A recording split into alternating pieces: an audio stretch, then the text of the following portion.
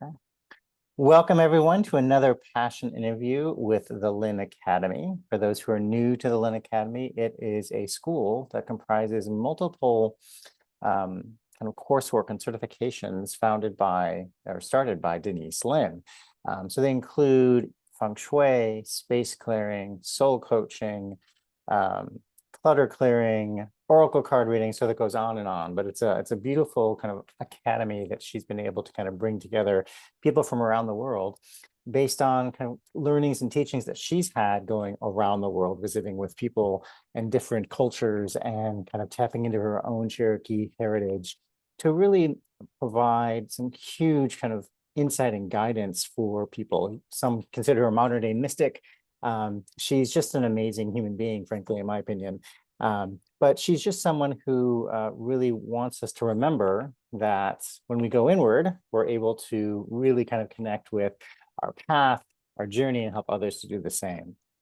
So you can learn more about us by going to our website at thelinacademy.com. But today, as a part of our passion interviews, I have an amazing guest. Really looking forward to talking to Dorina Kors. She is the space doula. She is trained in many of the Lynn Academy programs, from interior alignment, which is feng shui and space clearing, to soul coaching. And she's just, an amazing guide, I think. Some call her the feng shui detective, as I've understand it. We're really happy to have her with us today. She's going to be talking to us really about how it is that we can kind of really use our home as a way to really define ourselves and others and how we work with them and with ourselves. But I'll let her talk more about that since she's the expert there. So welcome, Dorina. So happy to have you. So can you tell us a little bit about kind of how you got started in the Lynn Academy and just in this work overall? I was trying to remember the other day, I actually was part of Denise's newsletter way Oh, forever ago when it was Mumblings and Musings, I think. it was, yes. And no like fancy anything, right? Just Mhm. like a straight kind of email. And so that was decade or two ago, right? That was Wow. a long Hmm. time ago. Hmm. So then I had um I had a period of time where I was in corporate America, and then I had the opportunity to do what I really was passionate about. And Hmm. I was at a point in my job that it was super stressful and things weren't going well. And my husband was like, you can quit. And I was like, okay. It was this the seed that was planted, and that started the journey. I always wanted to be an interior designer, and I never pursued that. And so I actually ended up becoming a partner in a interior decorating firm, just a small company. And I was the one who moved the furniture and climbed up on ladders. And my Hmm. partner is the one who was like the creative one, the part that I never really owned. Hmm. And so when she moved away, after we had worked together for a number of years, she moved back home towards where her grandkids were. And I was like, well, I can't do this by myself. And she said, well, why don't you reposition your business into professional organizing? I was like, well, I can do that with my eyes closed. I have a Sure. lot of Virgo in me. And I was like, I can do that. Hmm. So I opened my doors as a professional organizer, did certifications around that. And then I got super frustrated. And I was like, people just want me to organize 50 pairs of shoes. But I was saying, but why are you keeping all these? And Hmm. so I kept wanting to go deeper, but my training didn't allow me to go deeper. I didn't have the tools to do that. Hmm. Then I stumbled on Denise's clutter clearing certification, Right. and I focused on that. And then I was like, there's got to be more. Like I still couldn't get to the root cause of why people were holding on to things. Hmm. And then that's when I did the feng shui and space clearing. And it was like this light bulb. I'm like, oh, this is it. Now I can see how the pieces, why people are holding on to it. And I can see more of the subconscious reasoning behind things. And so that was um, super helpful. Yeah, absolutely. Wow. What a breakthrough, right? Once you find those things like, wait a minute, this makes so much sense. So talk to us a little bit about kind of your topic today, which is really kind of understanding self and others and looking at your home as a way to better understand that. Is that right? Yeah, it's really about where are we taking too much responsibility in our lives and where are we not taking enough. Mm. Um, and I stumbled upon it because I kept like working with my clients and the same theme kept coming up about caretaking for other people and in my own life, right? So Mhm, taking so much responsibility. And then I realized, well, we can look at our homes to see if we're taking too much responsibility. We mm, could use our homes to say, okay, where are we assuming too much responsibility and where are we abdicating responsibility? mm, So I started kind of going through it, and again, it was my own life that was really the Kickstarter of diving into the topic, but then realizing that all my clients were saying the same thing. mm, mhm, For those, particularly women, I work mainly with women. It's very, but also anybody who's in that, that compassionate heart space and wanting to do and help others. And sometimes we go like, "Ee," and we do too much of that. So have you found with that trend that you're seeing, is it pretty consistent in terms of the kinds of responsibilities people are taking on or not taking on, or is does it run the gamut? What have you found with I clients? mean, it's a lot of caretaking for other people and not Mm, having boundaries, right? Not mhm, protecting our own selves.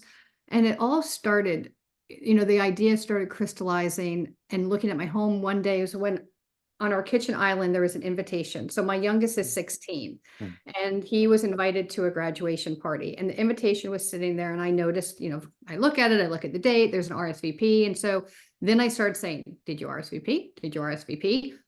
On the daily. Did you RSVP? No, I uh-huh, will, I will. And then he was like, I'm gonna talk to the invitation, the mom. He's like, I'm gonna see her next week and I'm gonna tell her.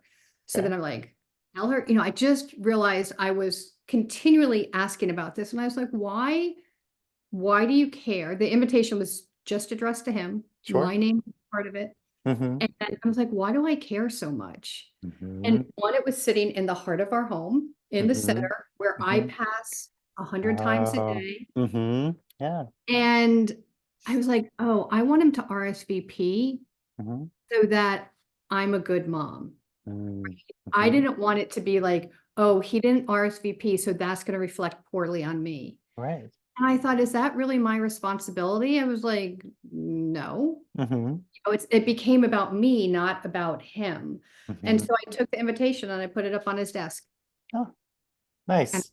and I don't know if he ever RSVP'd or not. And that's okay. That's okay. Right, because again, it wasn't addressed to me. It wasn't my Mm-hmm, invitation. It wasn't mm-hmm, it wasn't mine to handle. But I realized based upon one of the clues, mm-hmm, so you mentioned detective. So it's always looking at our homes and saying, where can we find those clues to see if there's an imbalance? And so mm-hmm. that's one of them. Like, do you have things in a particular area of your home and you're assuming responsibility because they're in that area, but they're really not yours to assume? Right. So for those who may not be as familiar with feng shui and the home's influence, can you talk a little bit about how you talked about the heart of the home? What other areas of the home are there that people can start kind of assessing or at least looking at? Yeah, so for those who, if you're totally new to the concept, right, is that our homes mirror our lives. And Mhm, our homes are just an outward extension of everything that's happening internally. So there's patterns upon patterns in our own lives that we just play out on the stage we call home. mhm, And so when we look at our homes, we can start seeing those patterns. So if there's something we want to shift within our lives, within ourselves, we can support that shift by making changes in our home. mhm, And then to your question, in feng shui, we have the Bagua map, which is an energy map showing you what area of your home is associated with what area of your life. And mhm. so it looks like a tic-tac-toe board. Or as Elizabeth Farrell, who is also you've done a passion interview with, she likes to call it a pan of brownies. And so that's like so Oh, much fun. yes, absolutely. So if you think of a pan of brownies cut into 9 pieces, that's your home. You overlay this tic-tac-toe board, Mm-hmm, or pan of brownies mm-hmm, over your home, and there is a wealth area, there's a relationship area, there's an area associated with your inner knowledge, your knowledge for support and travel. So mm-hmm. every area of your life is represented in some way in your home as well. So if you're finding you're working with a client, you're finding there is one area of the home that you're seeing they're taking on more responsibility. How do you help them balance that? I mean, your example with your son was a perfect example, but are there other samples or examples you can think of where the client has been like, oh, okay, I'm overwhelmed here, and I'm, I need to focus, that sort of a thing. Yeah, so I have a number of times. One is, one particular example comes to mind of somebody who was money, she's like, I want more money flow. Mm, And so we looked at the wealth area, right? So if you come and say, okay, this is my intention, I want more, I want my business to expand, I want more financial wealth. mm-hmm. So we looked at the wealth area and it was dominated by her husband. Not only Oh, was that space dominated by him, it happened to be a family room. He had the prime position. He had most of his uh, stuff. He worked in that space as well as he did a lot of stuff. And she was like on the side, right? mm-hmm. And like almost like took a back seat to Yeah. how everything had to be set up for his comfort in that space. Mm-hmm. And the other part of it is he was not necessarily a believer in the work that she was doing, not wholeheartedly supporting it. Sure. Mm-hmm. And so in that case, we rearranged the furniture with Mm-hmm. in mind, right? But it's like, okay, if you're sitting off here, if the Mm-hmm. couch is here and you're sitting literally by yourself over here on a chair, Mm-hmm. let's we actually moved in there's a couch and a love seat and moved it in so she could be more comfortable and having a spot, and then used the bookcases in the space to bring more of her energy in there. Oh, I love that. What a great way to create some balance and between them and kind of her whole intention. That's phenomenal. Have you found that with this that people are often surprised when you call those things out?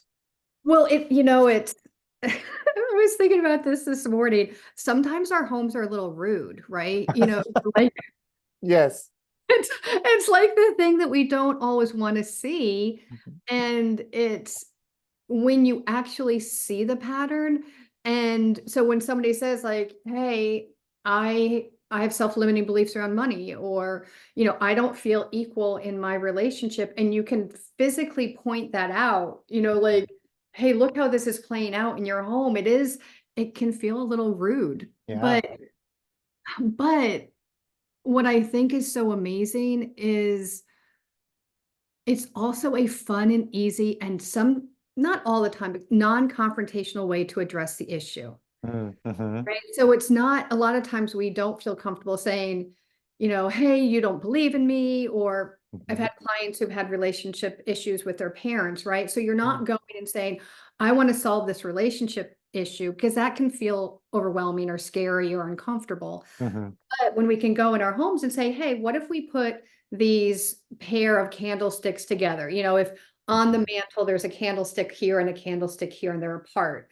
Well, Hmm. in a relationship, we want to be together. So let's move those two candlesticks together so we can Hmm. make those shifts in super subtle ways that take that rude message and make Hmm. it easy Yeah. and fun, right? Hmm. Fun to make these changes. And then when you see, you know, I get the calls where there's some doubt when you do it, but it's Sure. like, it's gonna hurt anything. Hmm. No, I can make this shift. I'm not asking you to digest something, Right.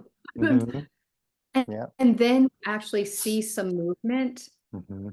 That's when it's like, oh, Yeah. I have something on my Zoom that Oh, I just actually. saw that. But I thumbs up to that too. I agree. I saw that. But I mean, it's so amazing to me too, is how those subtle changes really, energetically, they really do help support us in making kind of strides toward what we're asking. And with feng shui, right, every time you see that, you're going to be reminded of why it's there and why you did that. And so it starts to kind of really start to sink in that much more. It's such a powerful thing. And I wanted to ask you too, you mentioned you work with women often. And so have you found that when you're using this and helping them recognize these things, that they are then shifting just their perspective or their understanding of their place in a relationship, their place in a career, their place with a family? How have you seen this really benefit the women that you work with? Well, I think it's so, a lot of it's in voice, right? And speaking Mm, up, just feeling, it's having those constant reminders when I had another client as well. It was the same in the living room where she literally was like her chair was behind, and she's like, well, I don't really care about the TV. And I'm like, okay, but we need to have you part of the conversation, right? So Yeah. creating the furniture. So I think it really has, because sometimes we don't, we forget, right? We don't Mhm. realize things are so familiar and we do them so automatically that Mhm. until somebody says, "Hey, do you realize that you're taking care of everybody in the family and doing everything? Mhm. Your home shows that." Yeah. Like, we're like, "Oh, I I didn't realize that." Mhm. And it Yeah. seems so obvious. It's like one of those duh moments where when you see it, you're like, "Well, how did I not see it?" But I think we Mhm. slowly, it just happens so slowly, and Mhm. we just take a little responsibility and a little bit more responsibility, and before we know it, we're, like, feeling overwhelmed. Sure. And so it's like giving everybody their pieces and parts and saying, "Hey, you deal with this." Because a Mhm. lot of times, the one other thing I see a lot is storing stuff for other people, Mhm. and particularly grown kids, right? Yep. And hey, I've got 2 kids who are grown, Same. Mhm. and their kids, their stuff is still in my closet. Mhm. And there is not my closet and their old bedroom closet, Sure. but kind of my closet, right? I mean, Mhm. one of them's married Yeah. and he's actually coming home to visit in a week.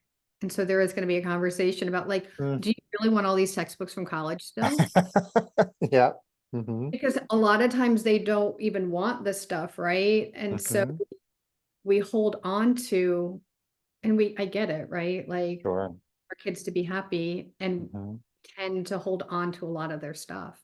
Yeah, absolutely. I mean, the whole idea of the change that we go through from parents who are suddenly empty nesters or on their way to being empty nesters, it's quite it's easy to be able to say, you know what, I'm just going to hold on to this for a little bit longer because maybe they'll want it, or maybe it's just something that it has a good memory for me, that sort of thing. But yeah, absolutely, it's Right. a interesting world.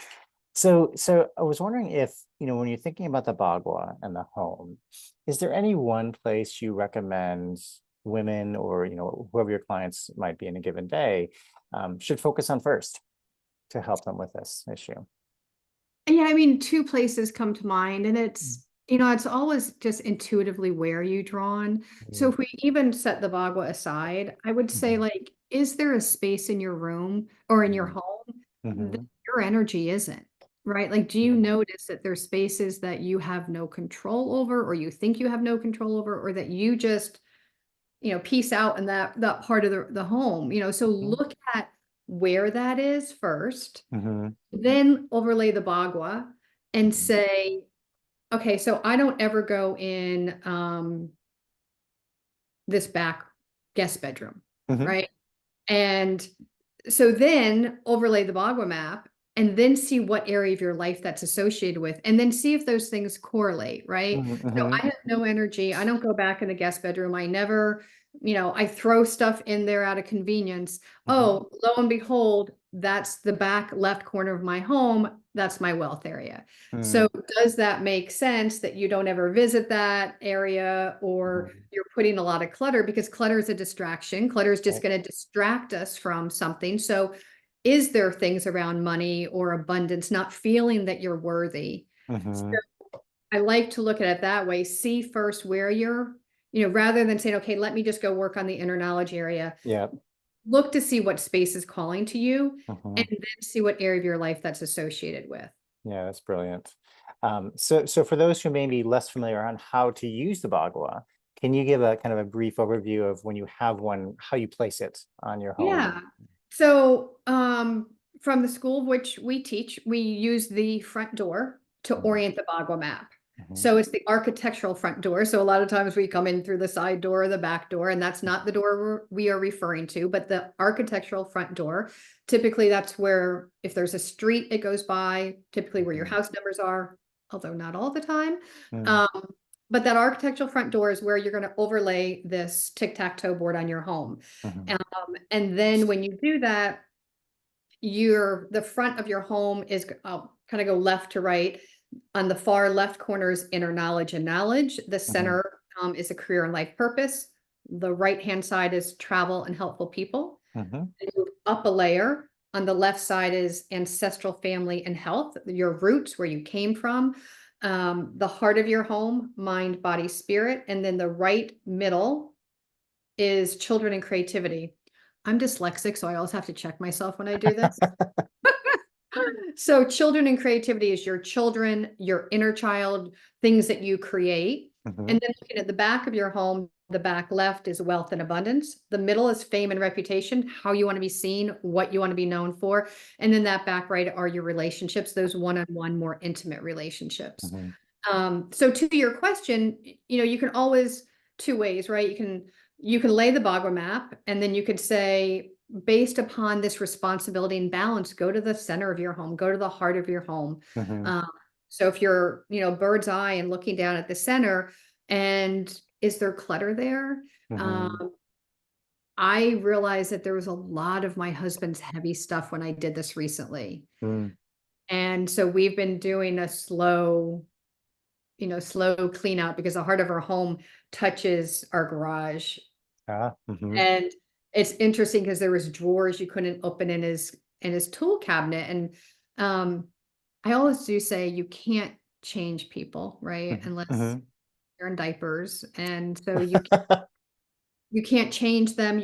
I wholeheartedly don't recommend throwing other people's stuff out. Mhm, Um, So it really is working on what you do have control over. So I've been taking, a hard look at myself and what do I need to let go of. mhm, And when we do that, when we really do our own work, it mhm, is fascinating and amazing that the people around us mhm, start picking up on that. And I can't tell mm, you how many people I've spoke to who are like, no, nope, nope, nope, that's never going to happen. I'm like, just try, just mhm, look at what you're responsible for, what you have control over, do mhm. your work, clean up your clothes, whatever it is. Mm. And then all of a sudden they'll call me and they're like, you're never going to believe this. Uh-huh. It's typically a spouse, right? And they're like, they started cleaning up. And this happened with me, with my husband, because he's like, he accepted help to go through this tool chest. And he's like, Mhm. oh, throw that out, throw out.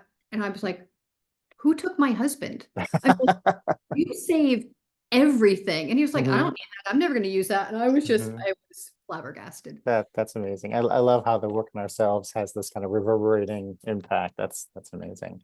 Yeah. Well, unfortunately, our time is about up. So we're going to have to start wrapping it up. But I did want to first thank you so much for being on our interview session, the series. It's great to hear from you. And it really is inspiring to hear kind of the insights and things that you really be able to help your clients with. But I also wanted to give you a chance, if people are interested in classes that you're doing, certifications, workshops, or they just want, a consultation, what's the best way for them to reach you? The best way is through my website, which is Mhm, mhm, spacedoula.com. So mhm, space, then DOULA.com. And mhm, so super fun is when you go to that homepage, there's a quiz. mhm, And the quiz is super fun. It will give you a list. There's, I think, 50 questions, so maybe 10-ish minutes. mhm, But go through all of these questions about your life. mhm, And the result is going to be what area of your home should you focus on. So mm, based upon all these questions, the quiz is going to say, oh, the relationship area or the wealth or whatever, this mhm, area of your life really wants some TLC. And mm, then it will show you, it will tell you what to do in this space, where the space is and what to do. mm. So that's a fun way to start. That's great. I love that. That'll be so everyone go to spacedoula.com, please, and take that quiz and learn more about what Dorina has to offer, which is amazing. So with that, is there anything else you wanted to say before we close out, Dorina? No,